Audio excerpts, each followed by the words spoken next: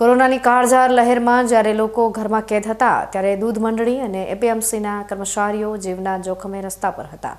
આજે એ જ પરિવારો પૂછી રહ્યા છે કે જો સસ્તા અનાજની દુકાનના ઓપરેટરને 25 લાખ મળે તો દૂધ મંડળીના કર્મચારીના બલિદાનની કોઈ કિંમત નથી। કોરોના કાળની એ ભયાનકતા આજે પણ બનાસકાંઠાના અનેક પરિવારોના આંસુ લૂછી શકી નથી। જ્યારે આખું તંત્ર વર્ક ફ્રોમ હોમમાં વ્યસ્ત હતું ત્યારે બનાસ ડેરી હસ્તકની દૂધ મંડળીઓ અને એપીએમસી શાક માર્કેટના કર્મચારીઓ આવશ્યક સેવાના નામે રાત દિવસ ફરજ બજાવતા હતા।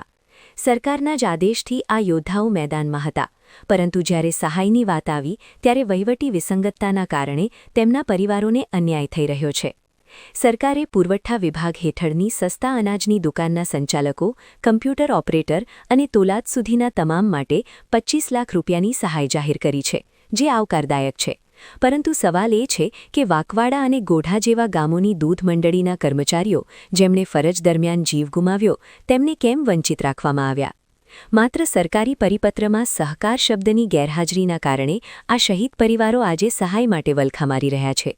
જો આ સેવાઓ આવશ્યક નહોતી તો તેમને કોરોનાના જોખમ વચ્ચે ચાલુ રાખવાની સૂચના કોણે આપી હતી? જ્યારે કેન્દ્રમાં સહકાર મંત્રાલય દ્વારા સહકારી ક્ષેત્રને મજબૂત બનાવવાના પ્રયાસો થઈ રહ્યા છે, ત્યારે ગ્રાઉન્ડ લેવલ પર કામ કરતા આ કર્મચારીઓના પરિવારો સાથેનો આ અન્યાય દૂર કરવો અનિવાર્ય છે। હવે આશાના કિરણ તરીકે મુખ્યમંત્રી ભૂપેન્દ્રભાઈ પટેલ પર નજર છે કે તેઓ આ વિસંગતતા દૂર કરે અને માનવતાના ધોરણે આ કોરોના વોરિયર્સને પણ સમાન ન્યાય અને સહાય અપાવે। શહીદ પરિવારોની આ માંગ હવે લોક આંદોલન બની રહી છે। આ મુદ્દો હવે માત્ર આર્થિક સહાયનો નથી રહ્યો, પણ તે શહીદ કર્મચારીઓના સન્માન અને ન્યાયનો બની ગયો છે।